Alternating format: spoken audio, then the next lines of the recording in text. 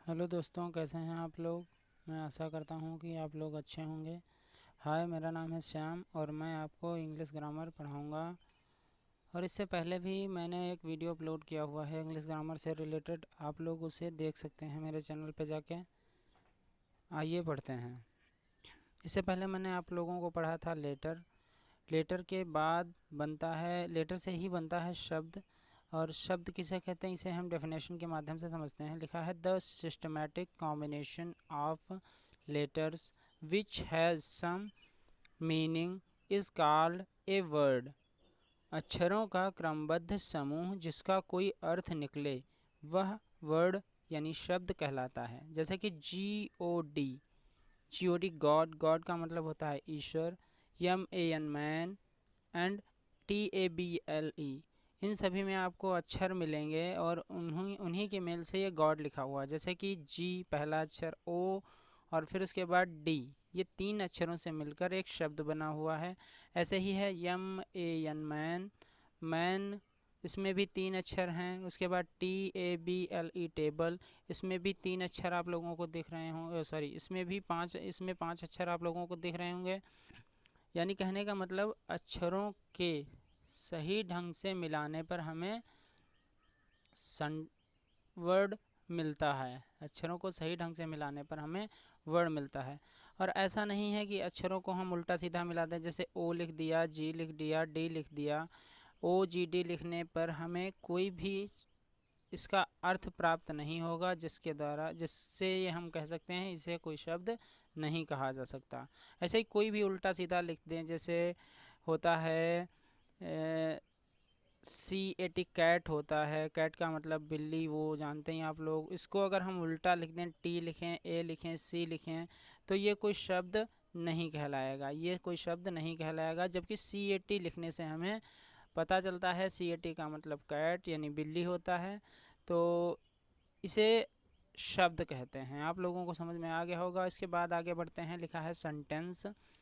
Sentence का मतलब होता है वाक्य।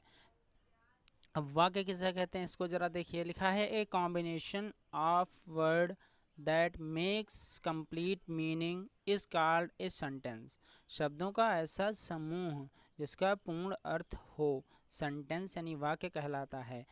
इसके एग्जाम्पल कुछ इस प्रकार हैं। जैसे लिखा है आई एम अ टीचर, मैं एक अध्यापक हूँ। यू आर अ स्टूडेंट, आप एक छात्र हो या तुम एक छात्र हो। देखिए, इन सब में हमको अक्षर मिलाने पड़े हैं, सॉरी वर्ड मिलाने पड़े हैं। जैसे कि ये वर्ड, ये वर्ड, ये वर्ड और ये वर्ड, इन सभी को मिलाने पर हमको एक वाक्य प्राप्त हुआ जिसका अर्थ है आई एम अ टीचर, मैं एक अध्यापक हूँ। और इसमें भी कुछ शब्द मिलाए गए हैं। यू आर ए स्टूडेंट, इसका मतलब है तुम एक विद्यार्थी हो। ऐसे ही और भी एग्जाम्पल देखिए। दिस इज ए बॉय, यह एक लड़का है, यह एक लड़का है। इसमें भी देखिए आप लोग, इतने सारे अक्षर शब्दों को मिलाया गया तब जाके एक वाक्य बना। ऐसे ही है she is very beautiful, she is very beautiful, वह बहुत सुंदर है। इसमें भी देखिए आप लोग, शब्दों को मिलाया गया, सी इज़ वेरी ब्यूटीफुल। इसी प्रकार से वाक्य ये बना। अब इसको हम अगर उल्टा सीधा लिखें, वेरी पहले लिखें, सी बाद में लिखें, इज पहले लिख दें या ब्यूटीफुल सबसे पहले लिख दें, तो उसका कोई अर्थ नहीं निकलेगा। जब अर्थ नहीं निकलेगा तो हम उसे वाक्य नहीं कह सकते। और जबकि क्रमबद्ध समूह को ही हम वाक्य कह सकते हैं। इसके बाद आगे देखते हैं। आगे आता है पैराग्राफ। पैराग्राफ का मतलब होता है अनुच्छेद। A part of a piece of writing that consist of one or more sentences. A paragraph always start on a new line. लेखन का वह भाग जिसमें एक या एक से अधिक वाक्य होते हैं। एक पैराग्राफ यानी अनुच्छेद हमेशा एक नई लाइन से शुरू होता है। इसका एग्जाम्पल इसे देखते हैं। काऊ का छोटा सा मैंने एग्जांपल लिया है। द काऊ पे छोटा सा ऐसे लिखा हुआ है, उसका मैंने एग्जांपल लिया है। जैसे कि लिखा हुआ है दिस इज़ ए काऊ, यह एक गाय है। She has 4 legs, she has 2 horns, she has a long tail. इसमें देखिए एक ये सेंटेंस है, दूसरा ये सेंटेंस है, तीसरा ये सेंटेंस है और चौथा ये सेंटेंस है। लेखन का वह भाग जिससे एक या एक से अधिक वाक्य होते हैं, जिसमें एक या एक से अधिक वाक्य होते हैं। तो आप लोग देख सकते हैं कि इसमें 4 वाक्य हैं। इन चारों वाक्यों को मिलाकर एक पैराग्राफ बना। अब हम दूसरा पैराग्राफ लिखते हैं, तो दूसरा पैराग्राफ भी हम नई लाइन से ही शुरुआत करेंगे। यहाँ पे जगह है बट हम नई लाइन से ही दूसरा पैराग्राफ की शुरुआत की जाती है।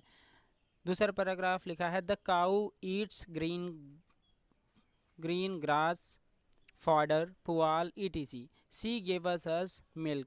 अब ये दूसरा पैराग्राफ है। दूसरे पैराग्राफ में आप लोग देख सकते हैं, एक ये यहाँ तक एक वाक्य है, यहाँ से लगा के यहाँ तक एक वाक्य है और दूसरा वाक्य ये यहाँ तक है।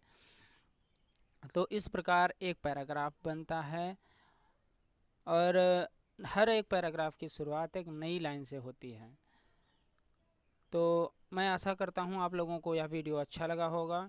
अगर अच्छा लगा है तो लाइक का बटन दबाइए और मेरे चैनल को सब्सक्राइब करिए और मेरे साहस को बढ़ाइए। अगर कुछ बुरा लगा हो तो आप डिसलाइक भी कर सकते हैं। Thanks for watching.